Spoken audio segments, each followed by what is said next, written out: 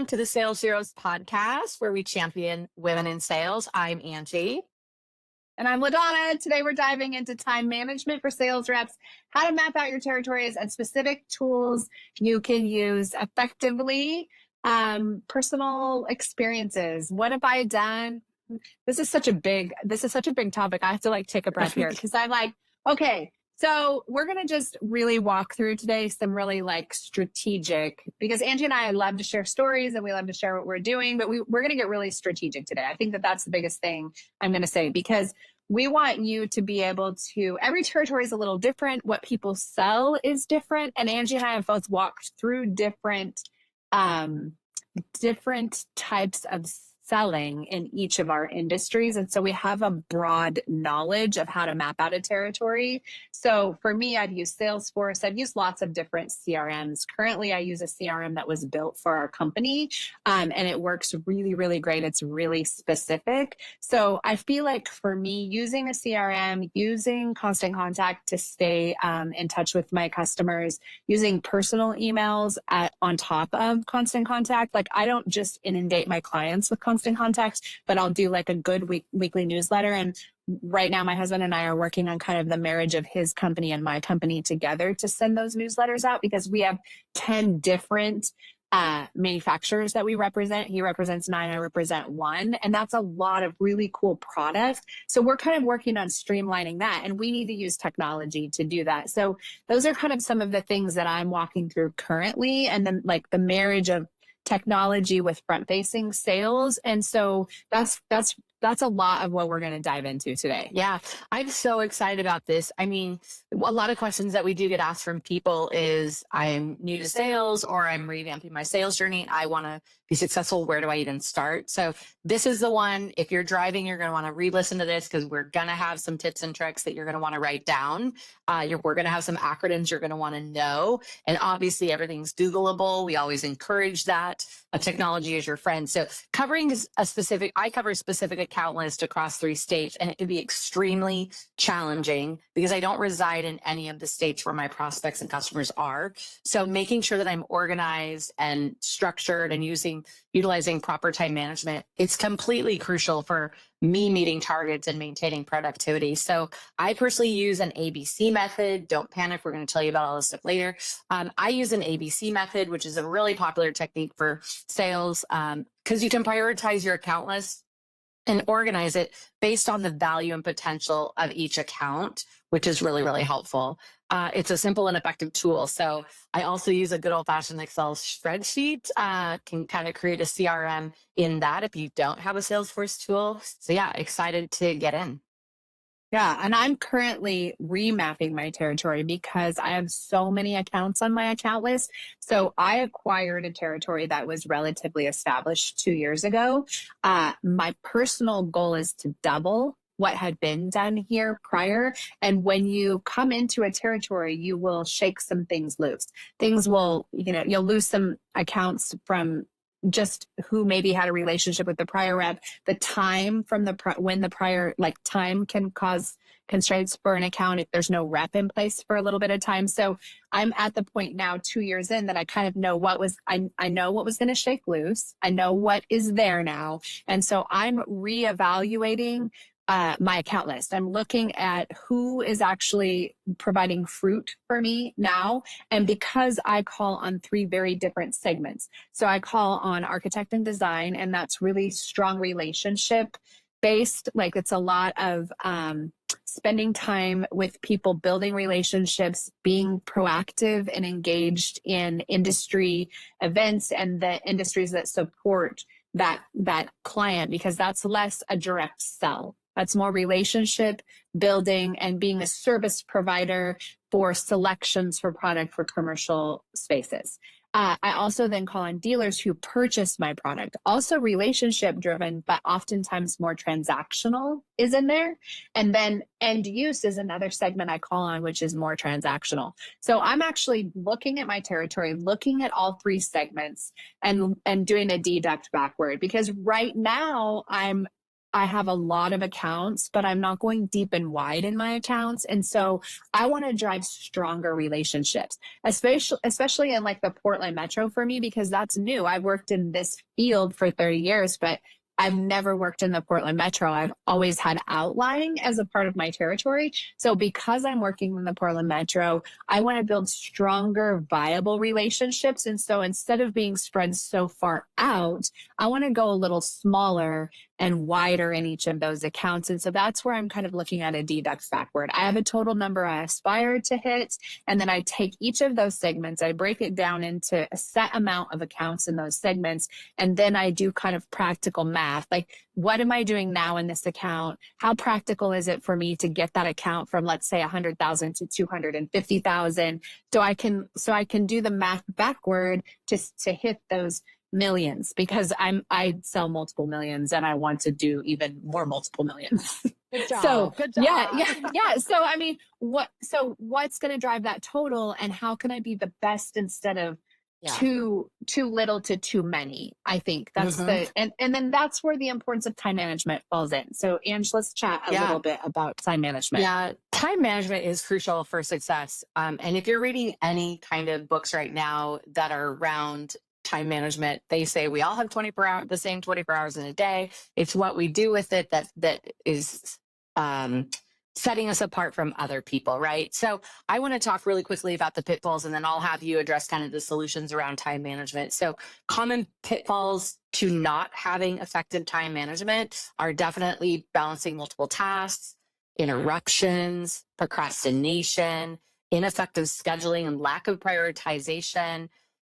We want to make sure that we're all dealing with that right now. I know all of us have, and sometimes we still do as well, but we want to make sure that we're giving you practical ways to avoid those type of pitfalls.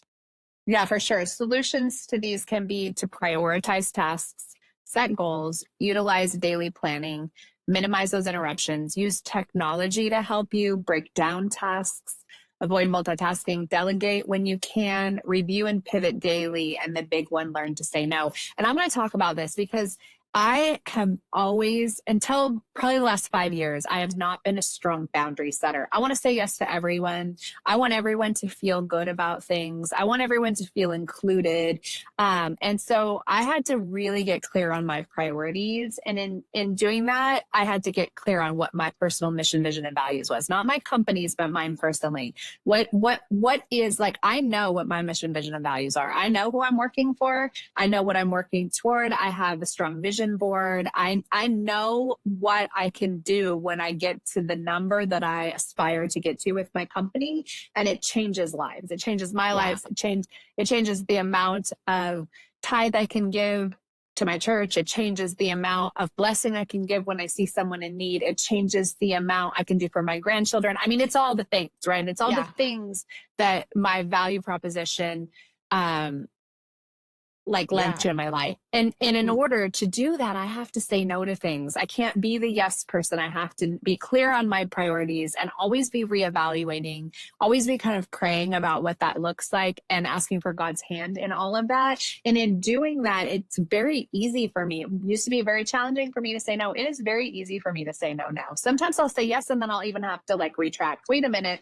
I apologize for committing to that. I really wanted to do that. It looks really fun and really exciting, but right now it's not aligned with my priorities and where I'm going in my life. And so I just need to step out of this. I've stepped out of committees this last year because I just needed to. I was overcommitted to some things because I was honored. I was invited to participate. And I'm like, wait a minute, I have to put a hard no on that. I don't have time for that. It's taking me away from the things that will actually lend to being able to help my clients to be able to increase my income. Yeah, learning to say no is key, and it takes a while. Don't just say no to say no to say no, because I've had been around people that snappy go, no, no, no, no, no, no, no. Have intention around why you're saying no to your own self, right? Whether that's balancing time, money, energy, right? All those things. So I agree with you. Learning to say no is definitely the big one. Yeah, and research by the American Management Association shows that 84% of people who use a specific time management tool or technique, such as a planner, calendar app, task management software, report higher productivity. So if you know how to say no, and then you're using your planner, your calendar, your app, whatever it is that you're using to manage your time. And frankly, I use a hard copy planner plus a digital planner. I just need both because sometimes I'm like, I need to look at all this. And I can't, for some reason, mentally for me, it doesn't work to look at it on the app. But if I have it, I know it's redundant. But for me, that time management skill works. Get it in the app and then get it on the planner so I can physically map because I have a big territory. I mean, you have multiple states. Like, Yeah. I just think it's important. You have to find what works for you. And I'm always kind of adjusting that a little bit. And then that leads us right into, I mean, poor time management, if you're bad at time management, it leads to missed opportunities, but I think even bigger than missed opportunities, it leads to burnout. And burnout leads to you not being, I mean, you're going to have more than one missed opportunity if you're burned out. You're going to miss a lot of opportunity because you have to show up with energy. Energy is everything in sales. I mean, it really is. Authentic energy is everything in sales, in my opinion. So you want to be able to manage your time well so you can show up for your clients well. And we're going to just kind of jump right into mapping out your territory next. Yeah, I love that. I know it's very important. I know everyone in sales goes, I'm always on, and that's me, right? Like you see me when I'm always on, and then you see me where I don't have to feel like I'm always on. So it definitely can lead to burnout if you don't have it together. Let's talk about mapping out your territory. This is a big one. I shared this method with a lot of people recently, and I thought it was kind of fitting. I use this. I know you use a form of this. So it's the ABC method. I brought it up a little bit ago, but let me break it out for you guys. It's basically what if you have an account list or a region or a target audience that you're trying to go for, what the ABC method does is it actually separates your accounts into three categories. The first category is your A accounts, your high priority, the most valuable accounts that you have. They're the ones that generate the highest revenue or have the greatest potential for growth. So, what you do with them is you want to allocate the majority of your time and resources to nurturing those accounts. So, that would include regular follow ups, personalized service, strategic planning to strengthen those relationships and maximize those sales opportunities. So, that's A, right at the top. The second column that you have is your B accounts, B like boy. Those are those medium priority accounts. Those are the important ones, but not as critical as the A accounts. They'll generate moderate revenue, have some potential for growth. And what you would do with those is you'd want to maintain the consistent communication service with those accounts, schedule regular check-ins, keep them informed about new products, promotions, and updates to ensure very steady engagement and identify opportunities for upselling and even cross-selling. Right? Are you following with me on that one, LaDonna? Yeah, I'm with you I love 100%. and then lastly, the third column is C. And that's the low priority, right? We kind of talked about those sometimes on other podcasts. So those are the accounts that generate the least revenue or have the lowest potential for growth. They may also be new or less active customers. So when I was doing MLM, it would always be my C customers were my family because they were A at the very beginning, but then they didn't always repurchase all of my stuff, right? Because they were family. So then I moved them into the C column by not hounding them.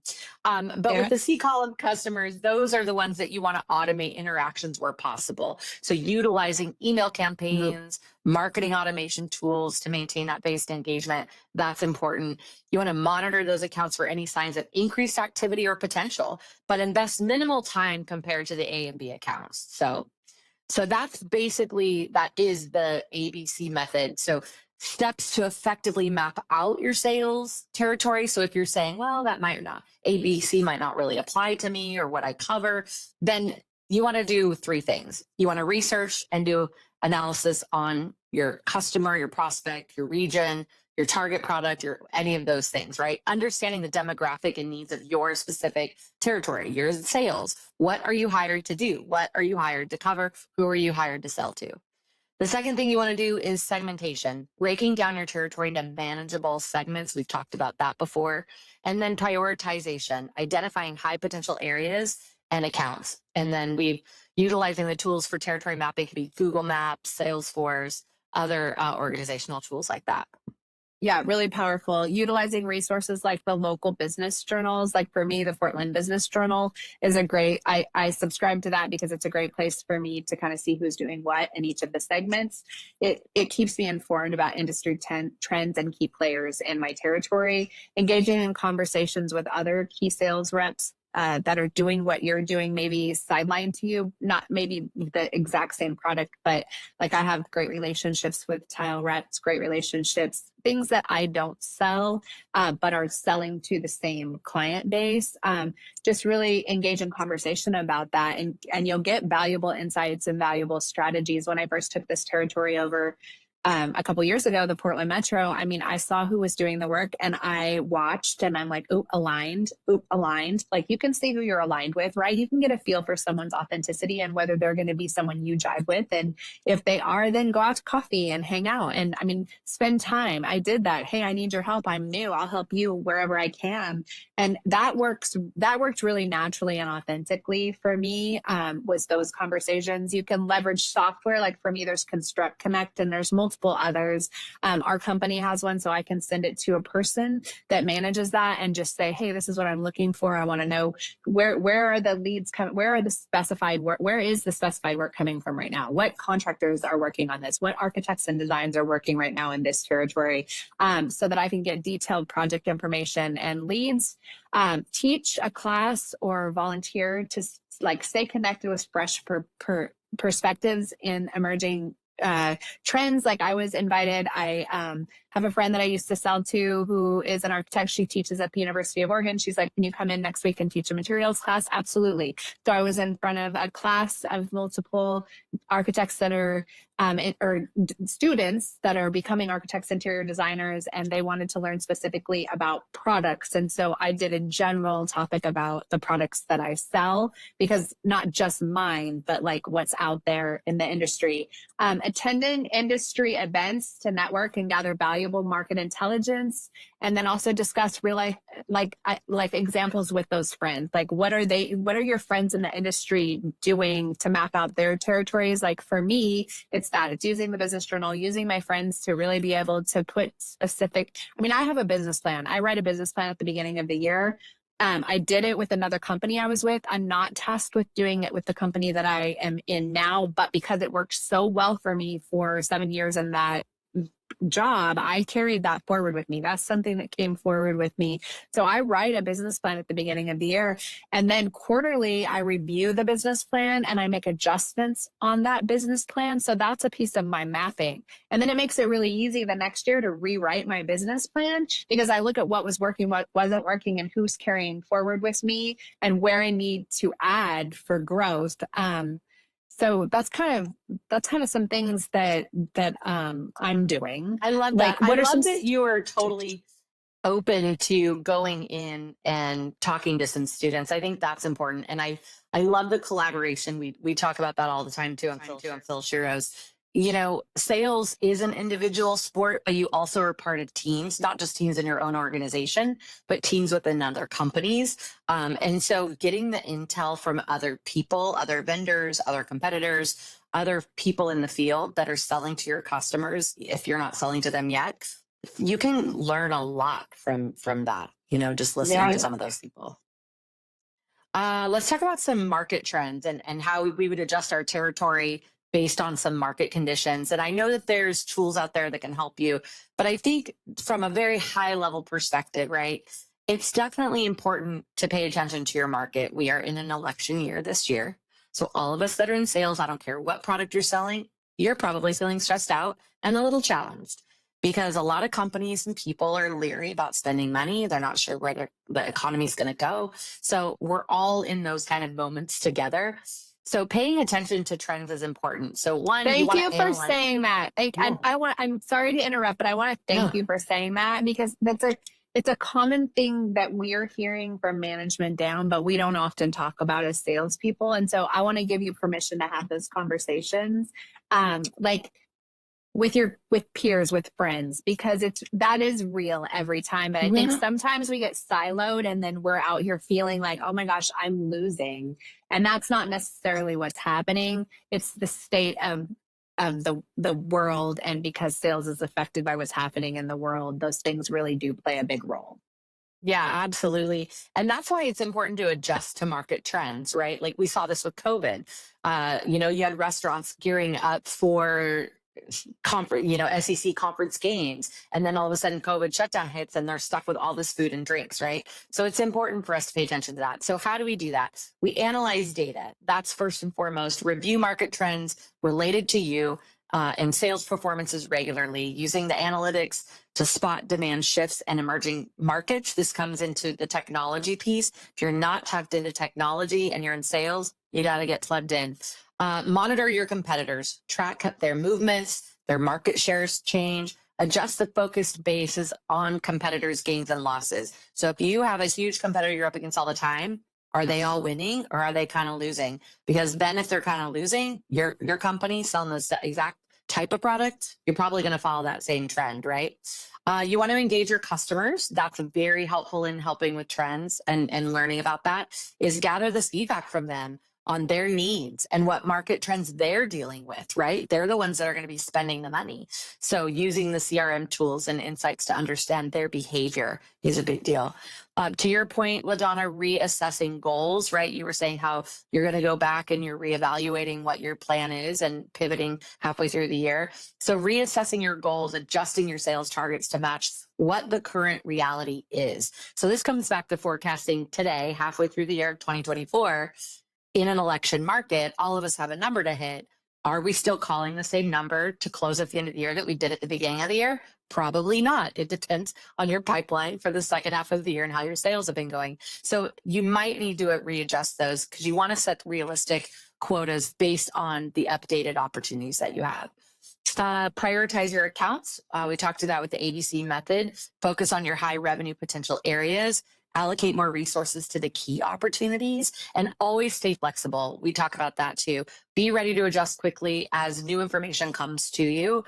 Get yourself educated. I know a lot of people go, I don't like to watch the news. I understand that it's not always positive, but you do have to pay attention to trends when you're in sales because your customers are. They may be watching the news. You don't have to pay attention to the politics side. I don't, but I do see who is buying, who is up, who is down in my verticals. Is retail up? I have a lot of retail prospects, right? Where is the financial industry? So foster an adaptive approach to territory management is the best in flexibility. So essential tools we've talked about before: Salesforce, HubSpot, Excel, OneNote. To your point, LaDonna, project management tools. There's Trello, there's Asana. Communication tools, Slack. You can always use Microsoft Teams. I think that's the most important way to stay organized and efficient. Yeah, for sure. And a deeper dive, and I took some notes, so I'm going to read this on my phone. A deeper dive into specific tools, integration of multiple tools for streamlined workflow, tips for staying updated on new tools and technologies. Because I don't use all of these, I just wanted to kind of read through this. CRM features opportunity management, activities and tasks, and automation, using streamlined multiple tools for streamlined workflow, the importance of that integration. So using systems like linking Salesforce with ERP systems like SAP or Oracle. I don't have to do that, but that's really valuable if I do that. Those. It's huge.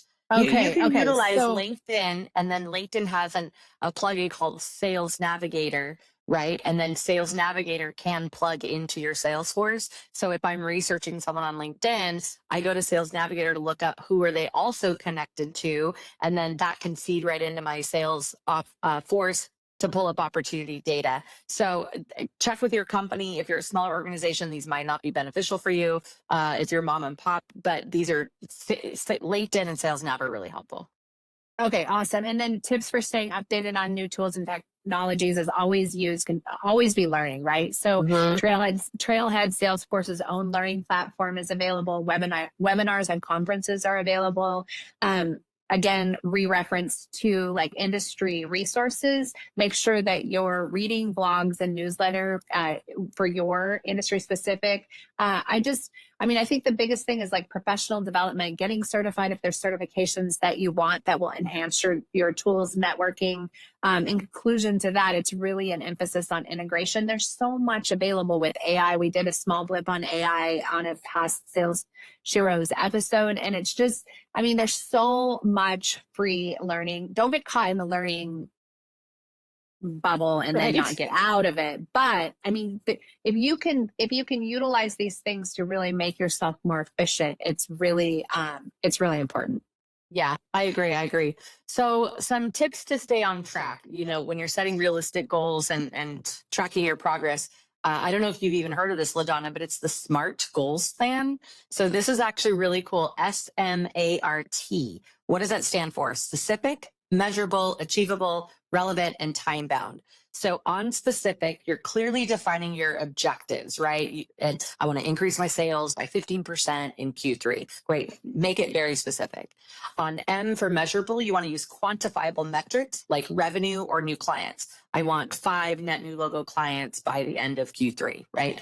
Achievable, set attainable targets considering your past performances and market conditions. Now, this is a big one. Everyone goes, but I'm better than what my past accomplishments are. Yes, I get that. However, your past performances show how you work, right? Yes, you can overachieve, but it shows how much networking did you do, how much pipeline did you do, how much research did you do to get those skill sets up to succeed. So that's why I always look at the past to see, okay, what was that Angie slacking, or did I level up and I still wasn't hitting my mark, right? Pay attention to that. And then R stands for relevant, aligning your goals with company objectives. At the end of the day, unless you're self-employed, we're working for someone in corporate.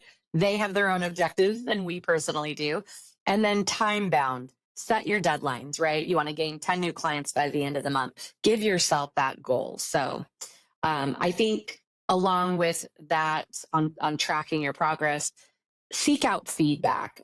I know it's very hard for people to receive constructive feedback because not everybody gives constructive feedback. Some people just want to tell you straight from the horse's mouth what you don't want to hear, and not everybody has the best delivery. So getting feedback though from your managers, your peers, and even customers for improvement on areas. I'm always asking customers, is there anything else I could have done to streamline this for you? Or was there a step that I maybe took that maybe you wished I didn't? This is just setting me up for the next customer, right? And then to your point, LaDonna, training and development. It is so important to engage in ongoing training so that you can enhance your skills and really stay updated on those trends. For sure. And staying really good on daily routines, habits to enhance your productivity. So and that doesn't just mean work habits. Like I do 2 miles a day. It's really important to me. It's really important to me to get outside. It's important to my psyche. I'm a better sales rep when I do that. So like last week, I had a day that was a long day. It was a meet my boss for breakfast really early. So I had to leave the house at 7 to get to him in time to have breakfast, to do a full day with him. And we got to afternoon and I hadn't done my walk yet because I just didn't get it in the morning. And I'm like, hey, I'm going to do a 2-mile walk. Oh, great, LaDonna, I've got some things to do. He had some things to do. So I'm like, I fit a 2-mile. I'm like, I need to, because we then had like an IIDA event and a dinner, and I wasn't going to be leaving that until 6:30 or 7 at night. And I was like, I have to still drive back to Eugene. So I'm like, I got to get my 2 miles in. And he like, was supportive of you. Oh yeah. We didn't have any other appointments. And he's like, I've got emails to return. And I'm like, I got to take a walk. Like I literally so he understands my work ethic. That was my boundaries. I'm done for the moment. My brain is going to explode of all the stuff we did. Like we packed in a ton of stuff and I'm like, I need to move and I need to get out and I need to get some vitamin D on my face. And I'm not afraid to say that anymore, but I also perform. And so he understands that, right? So there's a give take there. He understands that I'm doing my job. I'm not just asking him to go shopping. I'm like, I got to feel my energy level back up because we've got more to do today. So those daily, I say that because that's a piece of fitting in the things that matter the most to you being the most productive as a salesperson. You have to learn. This is something too, because I took some time off of work when my mom had her hip surgery. I didn't really know what fueled me. I had been a single mom I was pregnant at 19. I picked blueberries early. Like I've always worked since I was a little kid. Seriously, I picked blueberries before I could get a work permit to work. Like I was smashing cans and selling cans for poundage for school clothes. Like I've always had a drive to work and I've been encouraged to do that. So my point in this is that having a child early and then having another child as a single mom and a strong sales career, I didn't really know what fueled LaDonna. And so I've learned that over the last few years. I love to be out. I know that I enjoy outside time, right? There are things like I love to camp. I love the rivers. Like I knew that, but I didn't know how much my body needed to go outside and walk for refuel and re-energy. It's as good as a cup of coffee for me, maybe better, honestly. Yeah, I think it's better for you for sure. Right. I've seen your face with coffee and I've seen your face with a walk, and it's much better. It's like you're super happy with that. Yeah, it's just like it lights my soul on fire. So how can I serve my clients and have the most energy to really be able to listen to them if I'm not taking care of that? So those daily routines and habits go beyond just it goes beyond just the work habits. Like, you know, are you getting enough sleep? Are you managing I'm going to say this point blank. Are you managing consumption of alcohol? Because I'll tell you, if you are it will catch up with you as a salesperson, and you won't be able to maintain that forever. And I say that because I'm someone who quit drinking 10 years ago. I'm not saying not to be a drinker and not to drink and not to enjoy, but it can become problematic in that you're losing focus. You're losing the ability to pay attention to your intuition and to train your intuition. It can deduct from you being the best in your sales performance. So importance of continuous learning, adapting to new strategies. And then the book, The Qualified Sales Leader, Angie referred that book to me. It's such a great book. I read it. It's really, really great. Especially not even if you're new in sales, because we've been in it a while, and somebody brought that book to my attention a couple of months ago, and I heard about it but never read it. And then as soon as I read it, the book is called The Qualified Sales Leader by John McMahon, and excuse me, it is so relevant to anything and anyone in sales. It doesn't matter what you're selling or who you're selling to.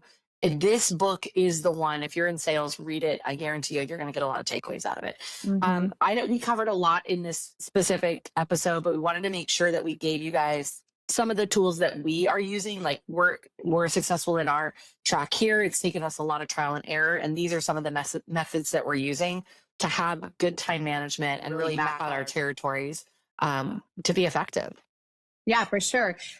Please subscribe to the podcast, share it with a friend that might need help in sales. Angie and I are really fueled to be able to just provide additional help for women that are wanting to knock it out of the park in sales. Leave your feedback, share the podcast, follow us on Instagram. We're on YouTube. Angie brought everything over to YouTube now, so we're on YouTube. I am adding IT manager to my resume. Yeah, no kidding. Seriously. So thank you so much for dialing into the SalesHeroes podcast, where we champion women in sales. We really, really appreciate you. And until next time, happy selling.